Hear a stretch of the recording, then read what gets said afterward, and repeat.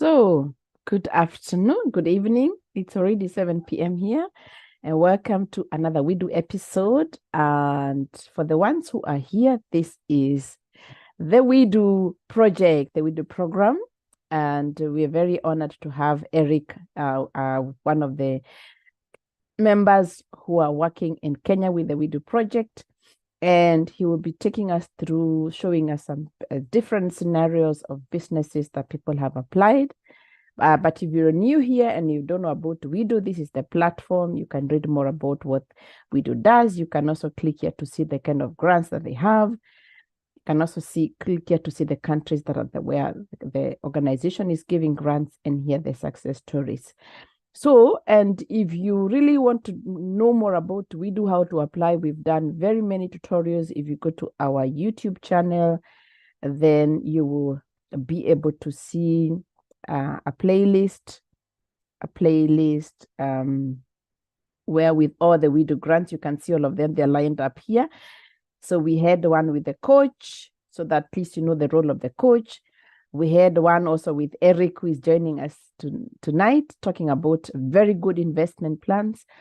And we had one with Frida on the documentation and the receipts. So there's no reason why you should not apply for these WIDU grants. I mean, we've really done a lot. And there's one more where you can see, if you go to the playlist, then you see WIDU. There you go, WIDU business grants, and you will be able to see all the sessions that we've done. So this is how to register and how to apply for the grants. So this is a document with all the steps, what you need to do, which we have also prepared, also introducing what WIDU is. And if you move ahead, you'll see like all the steps on how to apply, the kind of emails that you get. So let me just forward a bit, and you see these are the emails, how to register, the steps that we did. A very interactive tutorial, so you'll be able to, I don't think you get lost if you follow all the steps that we have done. So you see also sharing all the steps that are there, what you need to do. And then towards the end, also we log into the system of WIDU, so you can actually see, and continued until now where we got to the investment plan. So it's towards the end. So it's a very interactive session. So it takes a long time. So this is where we reached. And that is now where Eric will step in and show us a few models of an investment plan, because I think this is where most of the people have some issues, that to make sure whatever you are applying for, it is structured. It is not just something you fill up and you only have 2 items. We do want whatever you're applying for to be really like the nice breakdown, but also to consider the sustainability of your business, not just applying. So, Eric, I'll hand over to you. Thank you so much for creating time. I know it is late in Kenya, but we really appreciate your support and your great input like you had done last time. So you can take over. I've given you the co-host to share. Thank you, Carol. I'll just briefly go through the presentation. Today was a bit busy day, so we haven't managed to have a bit more variety. Don't worry. But, at least what we did last time was good enough. That was really good. People can watch it but I'll also prepare a number of investment plans. Then people can be able to relate what they need to do. Super. Then you can send it to me. Then I can I put hope it you in the can see my tutorial. screen now. Yes, we can see your screen. So I'll just briefly go through the investment plan. I think what I show on my screen I highlighted previously. So the investment plan basically is how you structure or how you intend to spend the money. And the investment plan is in 2 parts. There's what we call the private investment, which consists of the investment or the contribution from the entrepreneur. and that of their diaspora donor. And the second part of the investment plan is what we call the grant investment. And this is the investment of the grant that an entrepreneur receives from WIDU. And in terms of the investment plan, the investment plans are going to reflect different scenarios based also on what stage of your business you're applying. The entrepreneurs who are applying to start a completely new business, so we expect the investment plan to be different from someone looking at scaling their business. And there are three things that we mostly look for in the items that one invests.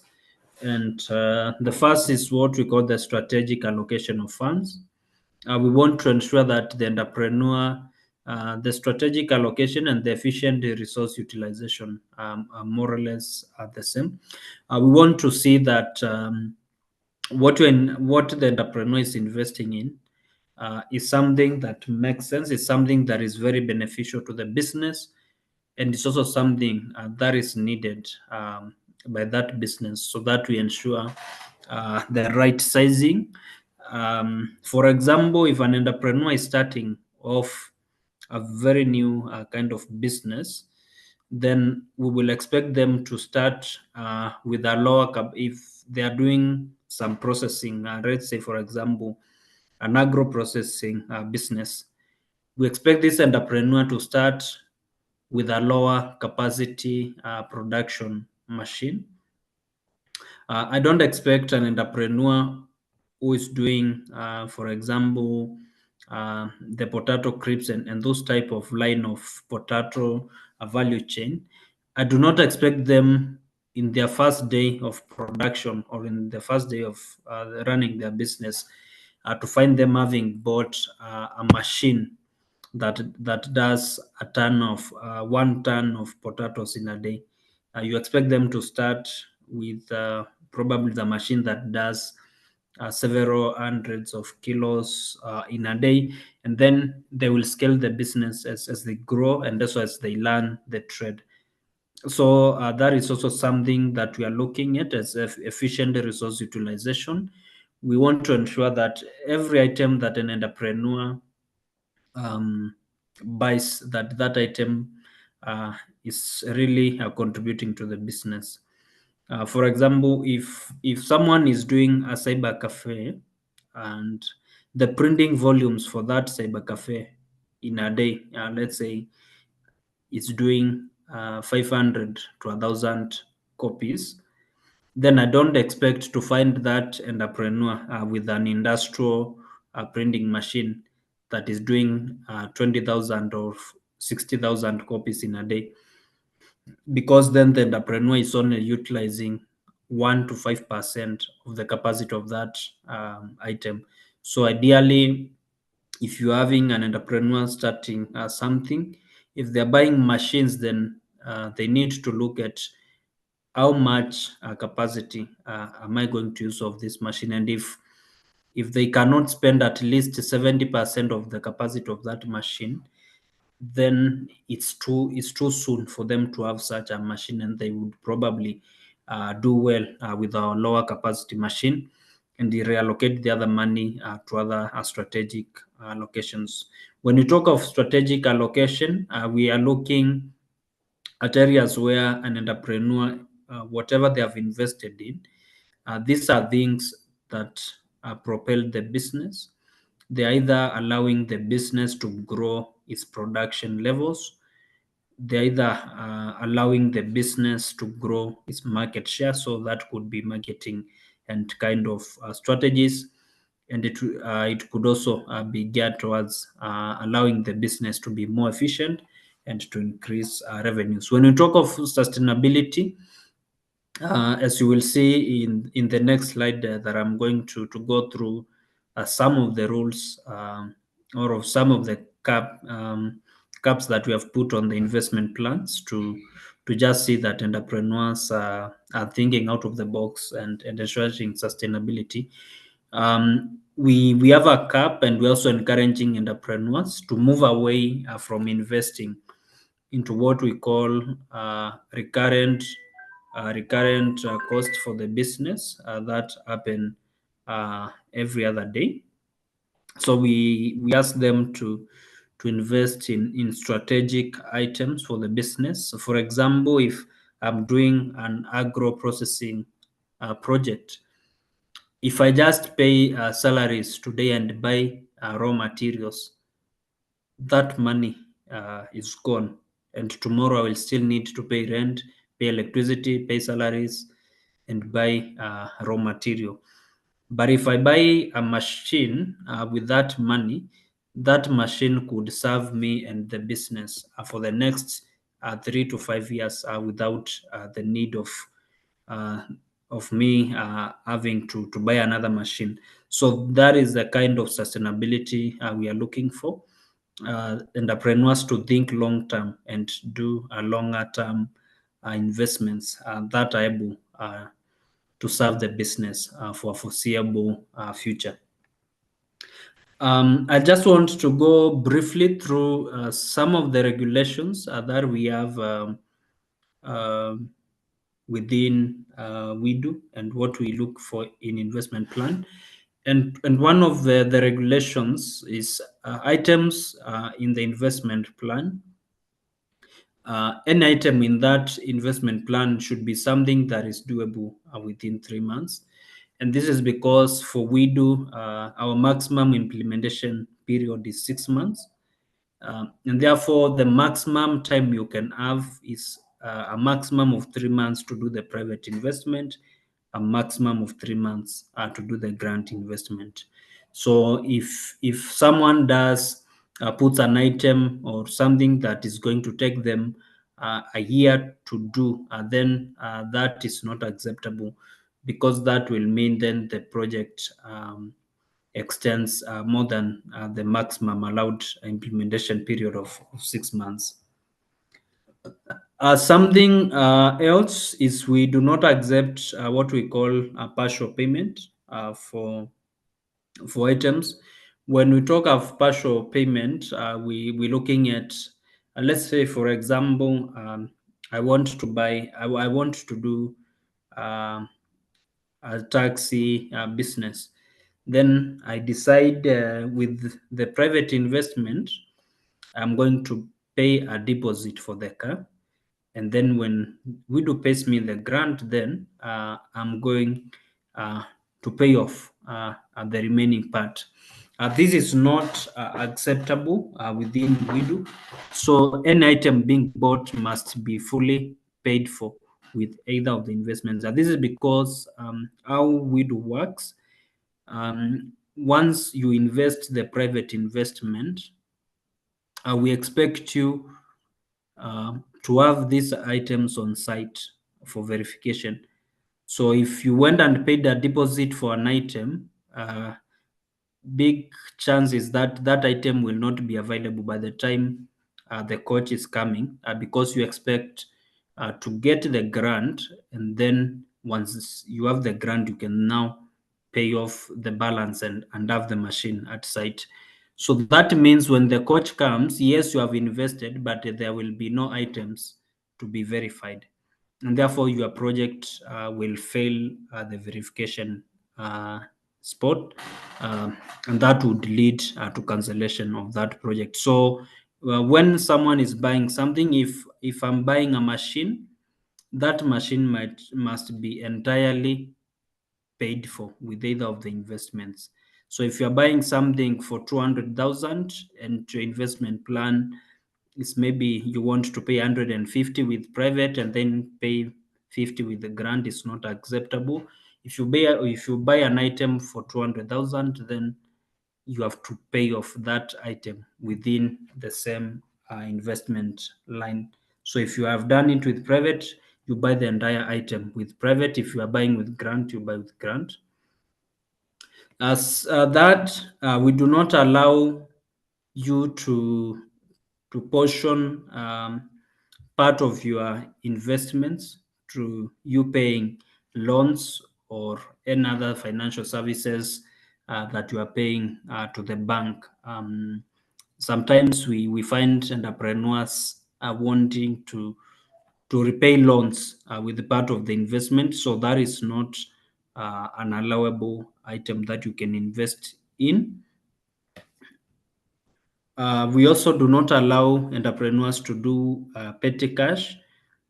Some entrepreneurs put, when you are doing in your investment plan, miscellaneous is not going to be accepted as a budget line, because miscellaneous, this is basically money at your hand, and the miscellaneous is not an investment, because this is money you still have and you can use it tomorrow for something else. So that does not count as an investment.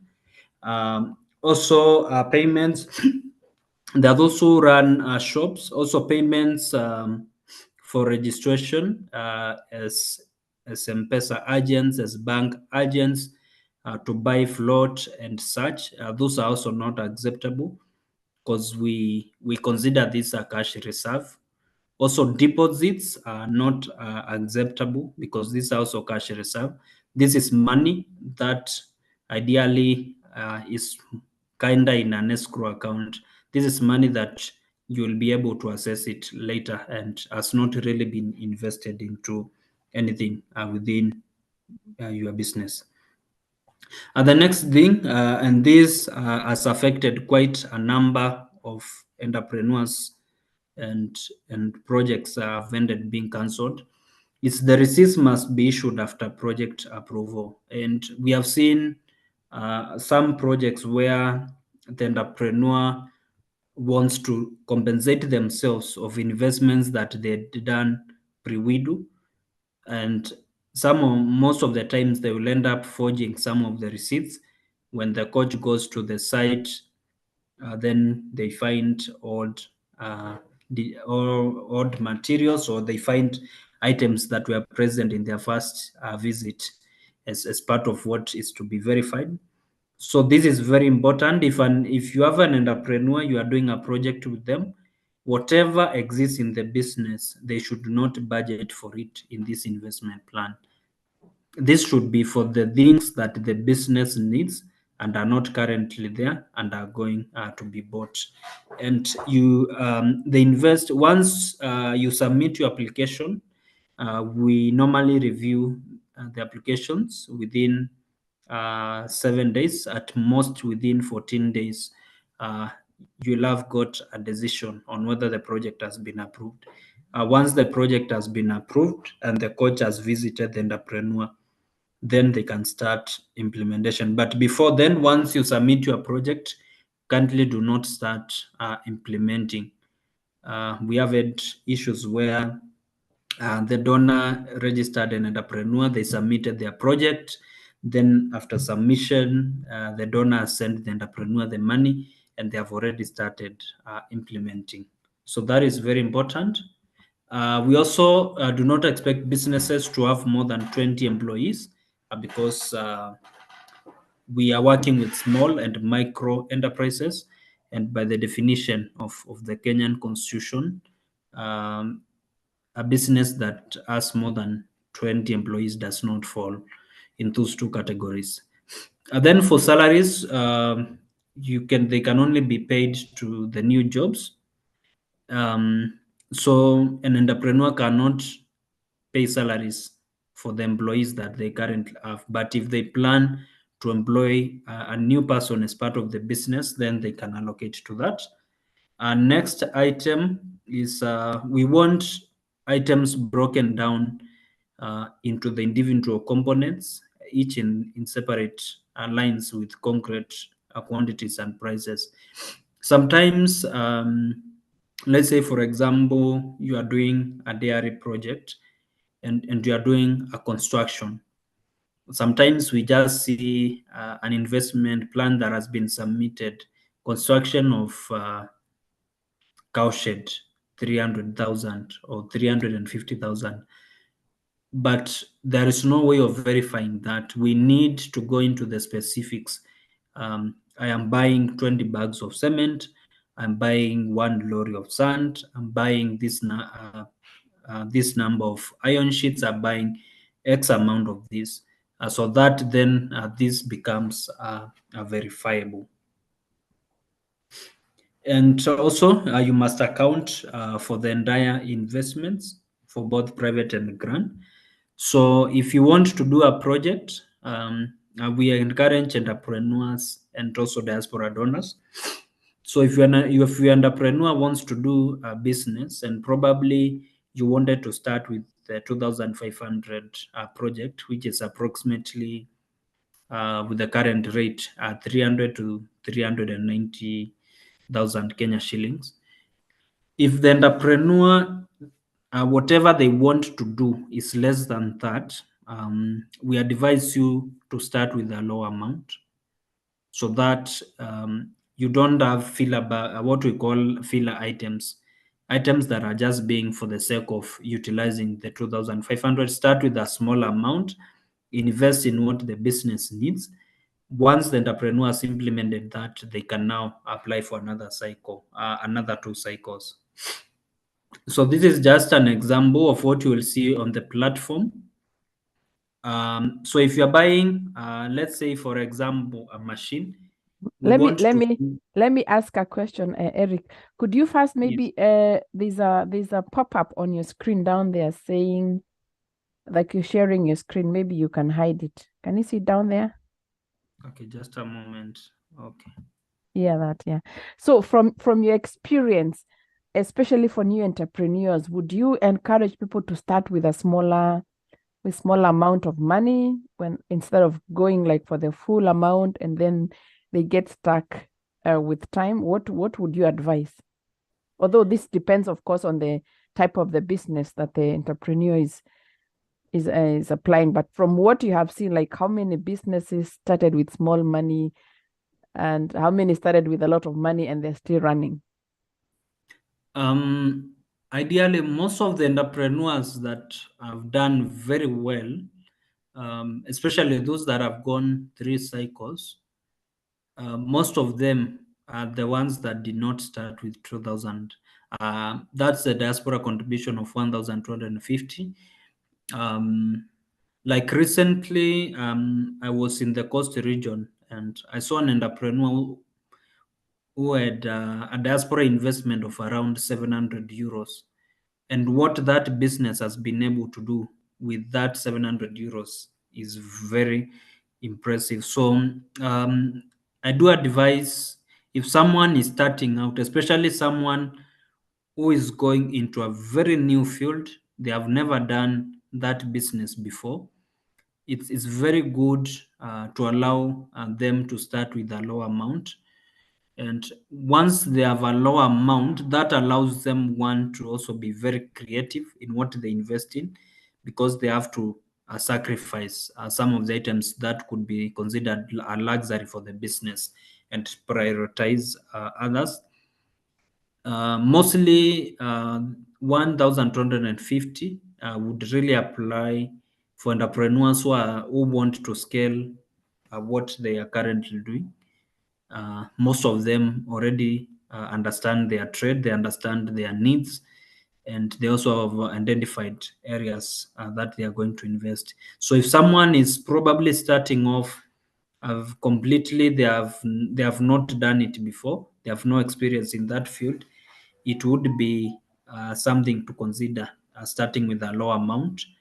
Let them invest that low amount. Some of the entrepreneurs go for the entire amount. Somewhere in between the project, they are not able to absorb the entire private investment. And also, one key thing you need to note as a donor and as an entrepreneur, the amounts that project gets approved with and cannot be revised upwards or downwards after approval. So that means if an entrepreneur applied for 1,250 and somewhere in between the implementation they are not able to implement the entire amount and they want to go down, unfortunately in such a case they have to cancel that current project and reapply afresh. So to avoid this type of scenarios, it's very advisable for the entrepreneur as they are doing the investment plan. They sit down and really evaluate what they want to do and what the cost for this are. Also, if your entrepreneur is doing something to deal with, let's say, for example, construction, before they submit the investment plan, let them get an expert, whether it's a mason or someone, let them do a bill of quantities and a quotation for them of what the overall cost for that is going to be. We have had entrepreneurs who sometimes under budgeted, others over budgeted, and once one of under budgets, also we cannot revise the investment upwards. So if you spend 500,000 and we only approved the project for 380, we will only consider the approved amount, the 380, and we will not pay at the 500. So that is very important. As entrepreneurs upload these prices, if they are buying machines, let them go to the market and get the market rates for this. They should not work with superficial figures out of their minds. So maybe I don't know whether we have another question or we can proceed. I think we can proceed, then we collect the questions at the end. Okay, thank you. Yeah. So as you do the investment plan, kindly ensure you indicate details. If you are buying a sewing machine, we need to know what type of a sewing machine are you buying and what make of it of that item is it. Are you okay? Sorry to interrupt. Are you seeing a double screen, or is it me who is seeing two screens? I don't know what the others can see. Yeah, it's a double screen and it's not even visible. We can Yeah. see what you were showing before, the general regulations. Now Yes. it's okay. It's Sorry. good. Okay, now it's okay. No, I think it's the formatting of my page. Okay, but now we can see. Okay. Okay. So if you look at the things, I think I've mentioned about some of these. When you go down to the allocated in business plan, this shows you how much out of the investment plan. On the left side, it shows you how much you have accounted for, and on the right side, it shows you the sums of what you need to ensure that your tally comes to. I think I'll just go through this. So for salaries, we cap the salaries so that they are not more than 50% of either joint or grant investment, and we also want and these salaries can only be paid to new staff to the business and for a period of 3 months maximum. And we want the entrepreneurs also to size their business. If I'm running a kiosk, I do not need 4 employees. So that is also something. But we also have the coaches who come to the field and help them redefine these investment plans. For rent, can also be paid up to a maximum of 3 months, and this cannot exceed 25% of either joint or grant investment. I think I'll just go through a few things that we do not allow to be purchased with the investment plans, and then I'm going to take another 2 or 3 minutes to just go through probably one example of an investment plan, and then I'll just touch a few highlights on that, and then we can take the questions. So, what we cannot accept in the investment plans is anything that has been declared illegal by the laws of Kenya. So, anything that the law does not allow to be bought, then we do not accept that. Anything to deal with drugs, alcoholics, beverages, etc. Those ones we also don't accept. For those that are doing medical projects, we do not allow the purchase of medicine and pharmaceutical products, especially for human consumption. But if someone is setting up something like a pharmacy, we are able to help you with every other thing that you would every other need, be it marketing, be it maybe the space you need to do fit outs, you need to do branding, every other item you want to do an online e-commerce platform for the pharmacy. Those are items that are allowable for investment, but the purchase of the actual drugs, that is not allowed. We also do not accept any investments that are geared towards cutting of trees, because we want to also preserve the environment.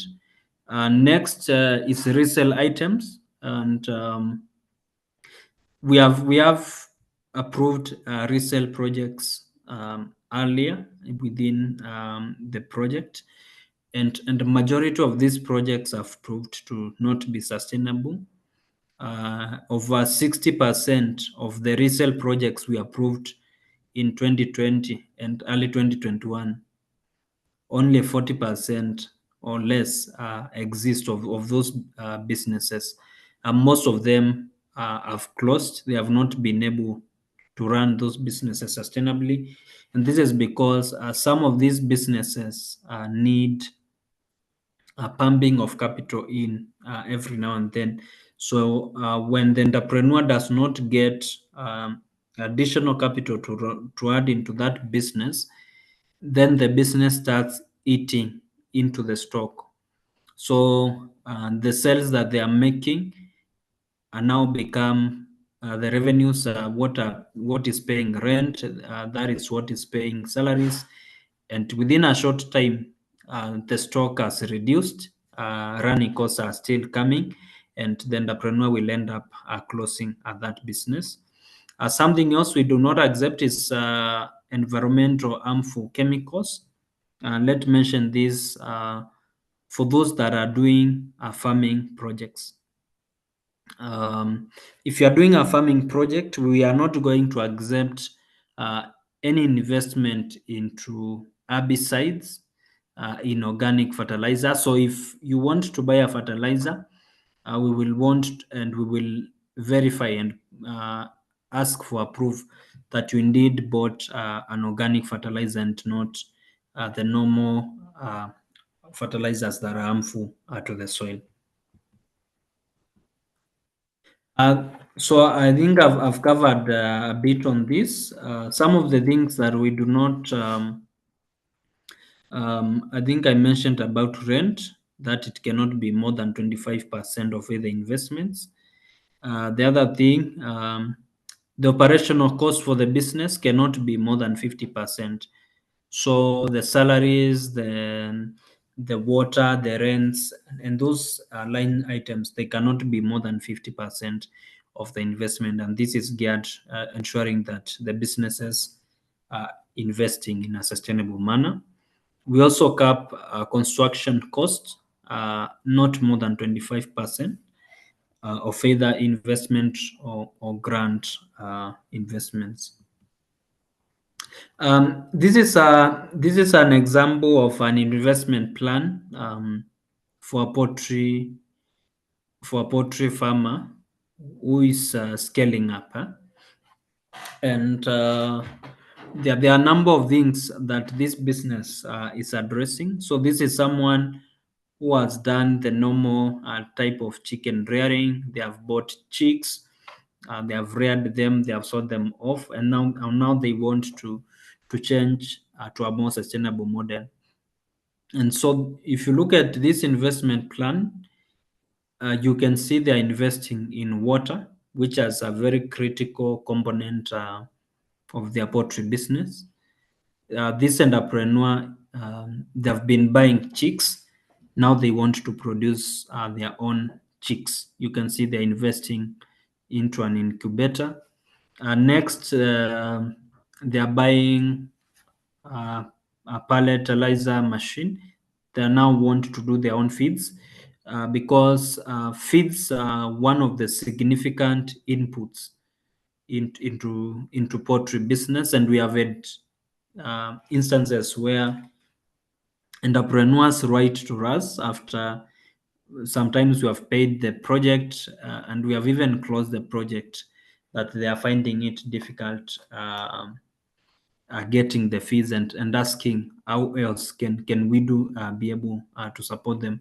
So feeds is very important. So you can see uh, especially in the grant investment, the entrepreneurs heavily invested in items that allow them to start making own animal feeds, and they're also paying some salaries. So, for example, if someone is starting a poultry business, we want the entrepreneur to set up a proper structure. So if I'm starting off a poultry business, the first basic thing that I need is a proper structure. And this structure needs to fit the standards of running a chicken business.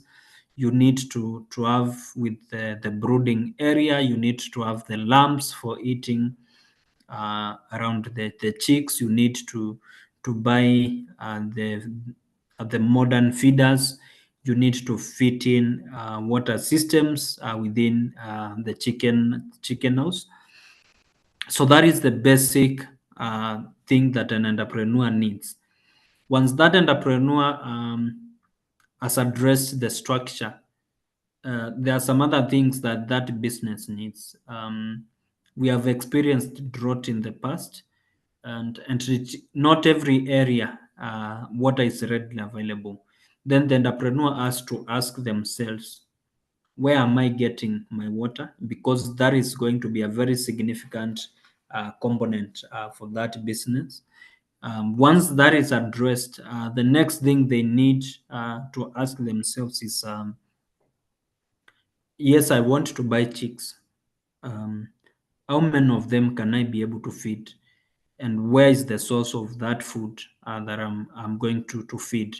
So if you are starting a poultry business, you need to address a number of things. You need to address the structure itself. You need to address water and feeds, and then you need to address the chicks or the chicken themselves to complete that project. And that's some of the budget lines for especially for people doing poultry that they need to look at. In terms of producing the chicks, here we are looking at the source of the chicks. For entrepreneurs starting out, if they don't have the experience, we do not recommend them running straight away to the incubator if they do not have the experience with running a chicken business. Let them do a good structure, let them address the water, let them look at how they are going to do their feeds. For the start, they can invest into buying chicks. However, these chicks need to be bought from verifiable places. This means this is somewhere we can be able to verify. So another example, if someone is doing a dairy project, you need to address the dairy structure. And before you even do the dairy structure, dairy farming is one of the most intensive in terms of feeds. You need to address how you are making your feeds, where you are getting your feeds. Then you do a proper structure. After you have done those, then you can look into if you need water, how do I get water, and how do I harvest it, and how do I store it? And then after that, you can think about having the animals. Some of the investment plans we are getting, someone wants to buy 4 or 5 cows. It's a very good and ambitious plan, but does the entrepreneur have the capacity to sustain the 5? do they have enough feeds for those 5? Do they have a structure that can comfortably house the five cows? And also, we have had challenges before with the purchase of cows. Let me be very honest with you. This has been one of the areas which has led to cancellations of very many projects, because most of the projects do not actually go and buy the cows. So the day the coach is coming, they drive away the cows in the shed.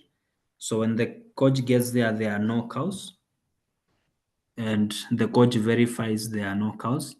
And then the next time the coach comes to verify, the cows are now brought back to the shed.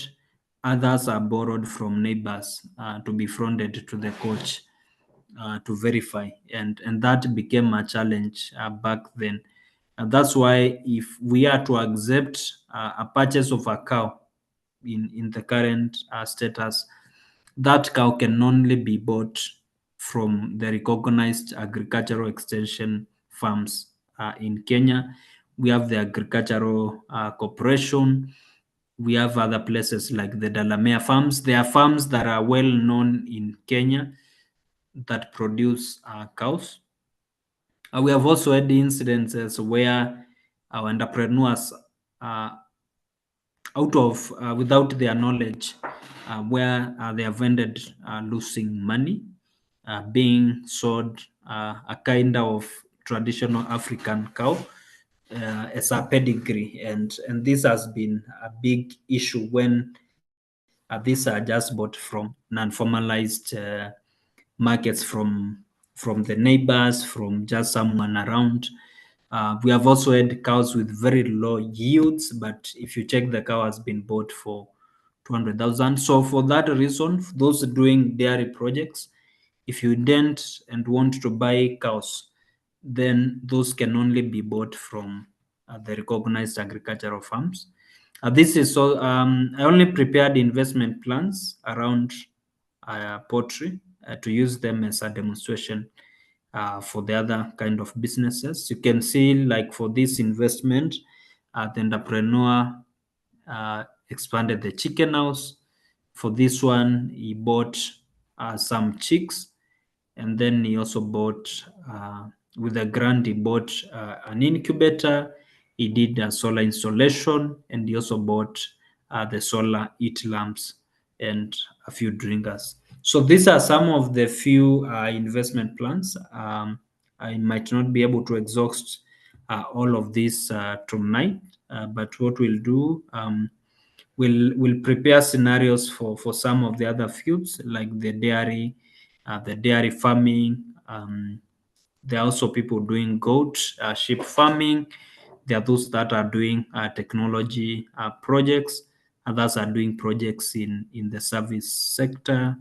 People are setting up massage parlors, salons, barber shops. We'll be able to document some of the best practices and some of the businesses that have done very well, and then we can be able to share to you these informations through Caro. So, Caro, thank you very much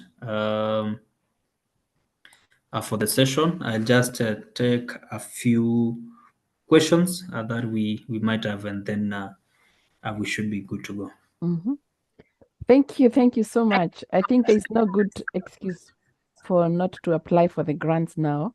And we really appreciate if you send us different scenarios. You can see there's a question on beekeeping. So at least we can like have good tutorials and help people to apply for this project the right way. I think if we have proper coaching at the beginning, then it is less work for the WIDU team. So that is why we are very, very keen on having good tutorials to guide people, so at least they don't waste so much time correcting the investment plan, correcting the business proposals, etc., etc. So yeah, so you can ask your questions. We have 5 minutes and then we release Eric. It's 10 o'clock in Kenya, so we need to chill kidogo. I'll stop the recording. Asante.